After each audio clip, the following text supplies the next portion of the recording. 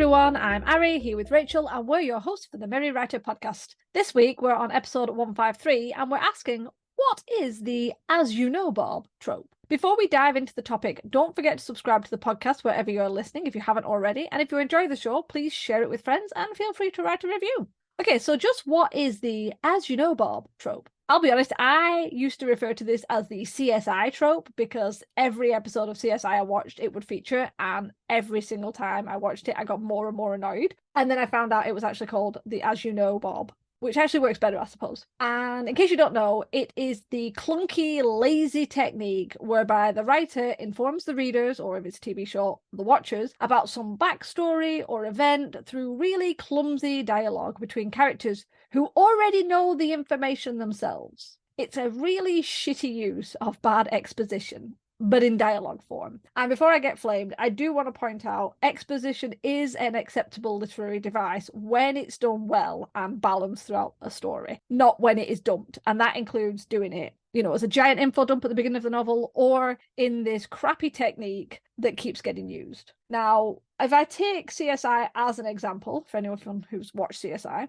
the As You Know Bob would be where you've got a CSI technician in the lab and they're talking to the CSI investigator who wants the results, and the CSI technician says, as you know, when sprayed with luminol, there is a chemical reaction, and when the luminol comes into contact with an area that may have blood on it, and it gives off a blue glow. They both know this. I mean, the investigator is the one that literally sprays the blood area with the luminol. So it's obvious that the technician is not telling the investigator anything they don't know. That is really frustrating. It's a proper bugbear of mine, as you can probably tell as I'm getting angry just talking about it.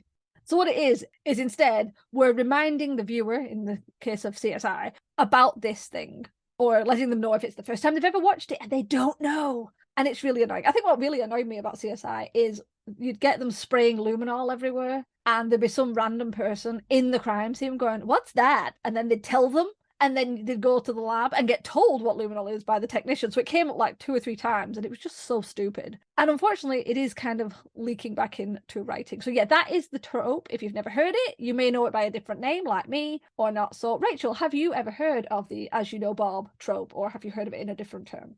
No, I was just gonna say, for those of you listening, Ari was the one that came up with this episode topic. And when she wrote it down, I looked at it and I was like, I don't know what that is. So I was like, I'm just gonna let Ari take the wheel on this one because I have zero clue what the As You Know Bob trope is. And ironically enough, I was watching a movie with my cousins and my sister a couple of nights ago, and I forget what movie it was, but somebody said something. And my sister started laughing and she was just like, yeah, we need to remind you so that the audience knows. And I was like, oh, I never really noticed it before. And then when I was like looking back at our podcast episodes and I saw that, I was like, that's the trope. I was like, I've never really heard of that before. And then my sister pointed it out when we were watching a movie. And now every time I watch movies, I see the trope and it is annoying. In a nutshell, the trope is like a waste of time. I think that's the easiest way to describe it, is that it is a waste of time because, again, I'm going to use movies as an example because I got to be honest, I can't think of any books at the top of my head that actually utilize this trope, but it's probably because I've never noticed it before. But like, take the Marvel movies, for example. How many times have they decided to do something and then there's a time skip? They arrive at a new place, it's nighttime now, and they get out of the car and somebody goes, so why exactly are we here? And then they go into this elaborate backstory. And it's like, you didn't think to ask that in the car? So they just literally said, come on, we got to go to this place, get in the car. So you went the entire car ride. And then when you arrive at your destination, you're like, hey, wait a second, what are we doing here? I agree with Ari. It is a crappy use of bad exposition, and it's a waste of time because I think if it's done well, it's done well, but depending on where we are in the series, where we are in the story, how much the characters actually know. I mean, whatever the characters know, the audience probably already knows as well. I've never watched CSI, but I do know what luminol is from the Ace Attorney video games. And even then, like, they explain it once when it's first introduced in the game, they explain what it is, why you use it, and how to use it. But then when you use it again later on in the video game, later on in the series, a different video game, they don't touch upon it. They're like, here's luminol to check if there's blood around. Here you go. And that's it. Like that's a good use because they're assuming that you already played the previous games. And in terms of like books and movies or TV shows, you should just assume that they already know. I mean, and there's some things that they explain, like luminol, for example, may not be well known by everybody. It's not necessarily common knowledge if you're not in that particular field. But there are other things that I can't really think of an example in my head, but there are other things that's just kind of common sense for most people. And then yet you watch a movie or a TV show and they have to like go in depth explaining it. And then you're sitting there watching it like, yeah, I know, get to the point. So no, I don't like it either. Well, the thing is, there's been ones where it's been so bad. It's not even something like the luminol one, where, as you said, if you're not into crime, if you're not into if you're not into watching or reading about crime or anything like that, or science, you might not have heard of luminol. You might not know how it works or the techniques. But this technique has been used in really dumb ways, like where a character's going, as you know, our sister is married to a firefighter, and he's been working. And it's like, of course we know. They're a relative. If you don't know who they're married to, what the hell? It gets to that level of dumb where you're not even sharing information the reader or the viewer won't know. You are just reminding them, don't forget that person's married to such a body. That's going to come up later. It kind of comes across like you think your readers are dumb and they can't remember anything. It's hand-holding. Yes. Nobody wants that. Nobody wants that. I think it happens in TV more because if you've got a TV show that's spanning season after season and there's like 22 episodes in each season, then I still don't agree with it. I still think people are idiots for doing it. But I suppose there's that thing, if someone's going, jumping into an episode they didn't see, they catch it on TV and like, oh, I wonder what that is. And you're kind of recapping almost. I mean, that's what a recap is, isn't it? Previously, blah, blah, blah. But if you're writing a book, and even a series, it's like very few people will pick up a random book in the middle of a series unless it's episodic. And even then, tough. And I'm going to say why. I remember reading Ed McBain's, I think it was the 87 Precinct books, and they were episodic. So you could pick up any of the book. But I remember picking up I didn't start at the beginning for ages. I just literally just picked them as I went. So they were at the library. It was whatever was available. And I remember picking something up, and obviously it was a police procedural, so it talked about, procedurals and crime scenes and terms, and it had like, DA and ME. And I didn't know what some of those terms meant when I read them because I was like a teenager and I had no idea what ME meant in that context. Now, the first book, maybe the first few books, would have probably explained it meant medical examiner. The later books kind of assumed you'd read them. So they didn't keep saying it. They just used the abbreviation ME because it was like, the detectives was going, yeah, the ME's here. You know what I did? I went and found out what that meant. And this was probably before Google as well. So worst thing is, maybe there'll be a term that you use or something that happens that your readers don't know. They can look it up. I'm not saying with everything, don't make it so complicated. But in some things, you don't have to handhold. And especially, you don't need to handhold by telling us who's related to who or something really stupid. I think it was like, didn't Terry Pratchett do one where it was something like, as you know, your father the king or emperor or something? And it was like, well, if you don't know your father's the king, then there's a problem kind of thing. And I think it was done, obviously, tongue-in-cheek. But this is a trope that people use. And I have to admit, I don't see it as much in books, but it is still there. There is the odd one. And the problem is, once you've seen it, you can't not see it. It keeps popping up. And then it's really glaring. And then you get annoyed. So we're trying to stop you doing the wrong thing in your book and annoying people. This is what the whole episode is about. Yeah, I'm really going to resent you from pointing this out to me because, again, I never noticed it. I never knew it was a trope until I saw your podcast idea. And I was like, I don't know what that is. I'll ask Ari about it later. And then my sister pointed it out in a movie. And I'm like, oh, my God, that's it. And now I see it everywhere. And I remember all of these examples. I think overall, obviously, there's some information that is absolutely useful for your readers to know.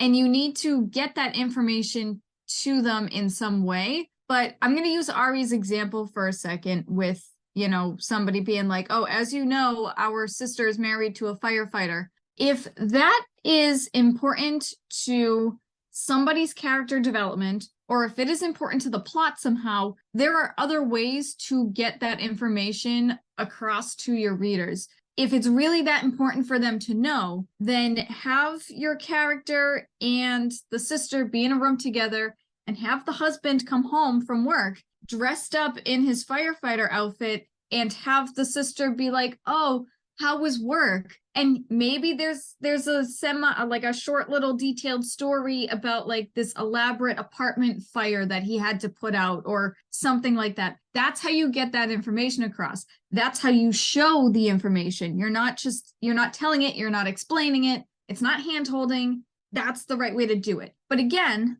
if it doesn't pertain to anybody's character development, or if it doesn't pertain to the plot at all, then you don't necessarily need that information in there, in which case you don't need to shoehorn, as you know, our sister is married to a firefighter. So there you go. Easy fix. And also, you get more words in there as well, because we all know we're obsessed with word count. So there's a little word count tip for you.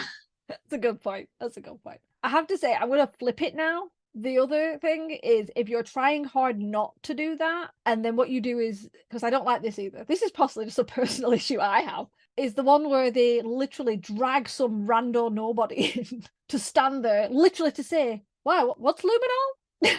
It's like, who is this guy? Who is? You literally just brought him in just so the two people in the room who know what luminol is, and the readers or the viewers don't, we just brought some random dude in for no reason so he could ask what luminol is. That is bad too, in my eyes. You should still be able to explain to the readers or the viewers what luminol is without babysitting someone and explaining it to them. It's a prop. You've turned this random person into a prop. Again, there are ways of doing it, and if it's a real person that has a reason to be there, to ask these questions, who wants to know.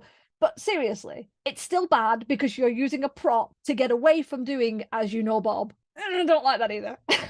It's actually really funny how you explain that, because now I have it in my head that that's what the author thinks of you. You know what I mean? There, in every like TV show, like especially like kid shows and stuff, you have the token comedic character, but they're the dumb one. And so when you're reading a book or you're watching a movie or something and you have that random nobody come in, that is the author's way of saying, this nobody character, I'm not going to give you a name because they're not necessarily needed. But in my mind, their name is reader, or their name is audience or viewer. And this is what I think of you. I am assuming that you don't know anything about anything. So, and I assume that as you're reading this, you're like, oh, what's luminol? And then you need the main characters to explain it to you, like as if we don't have Google or something, as Ari mentioned earlier, because it's kind of like, it's like a vocabulary lesson. Whenever I'm reading a book, if I come across a vocab word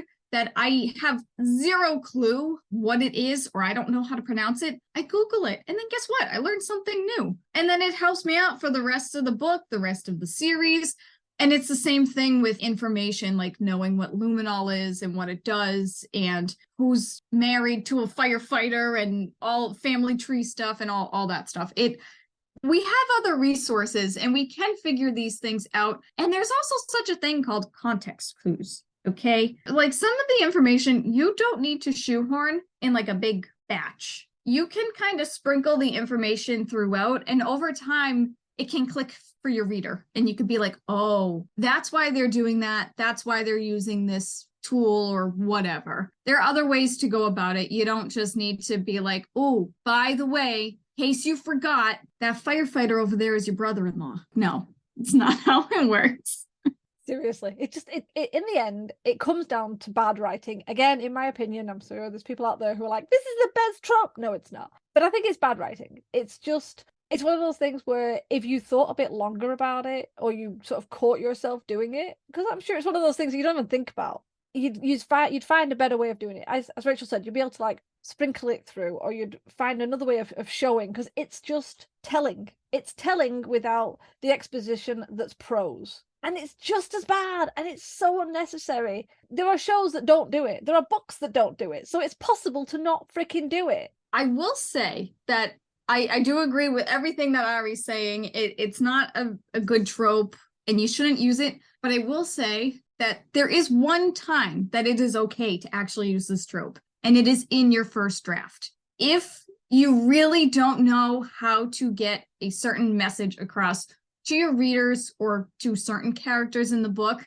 yes, absolutely put it in there, but bold it or italicize it, bookmark it, so that way when you go back and edit, you can see, oh, I need to explain this better, or I need to show this better. I need to just take this out. You might even realize that by the time you finish the first draft, you may realize that you actually don't need that little bit. Maybe you did explain it farther down in the story and you just didn't realize it. Use it as a placeholder and for your eyes only. Yeah, it can be in a draft. It can be in when you're doing it. Because as you said, it might be one of those bits where you're trying to give the reader some information and you're not exactly sure how to do it. So you want to just put it in there to begin with.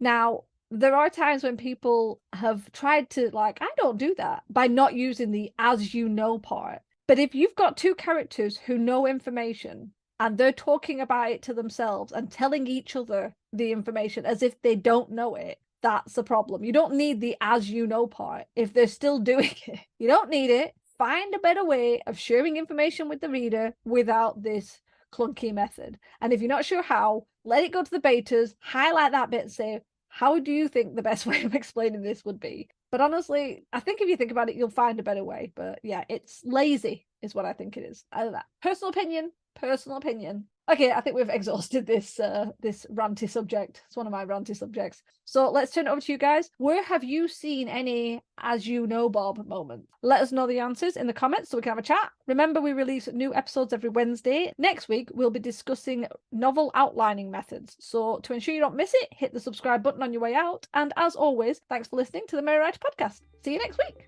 This podcast is brought to you by Scraps of Paper. We have notes everywhere. The music, titled Inspired, is by Kevin MacLeod, licensed under Creative Commons 4.0.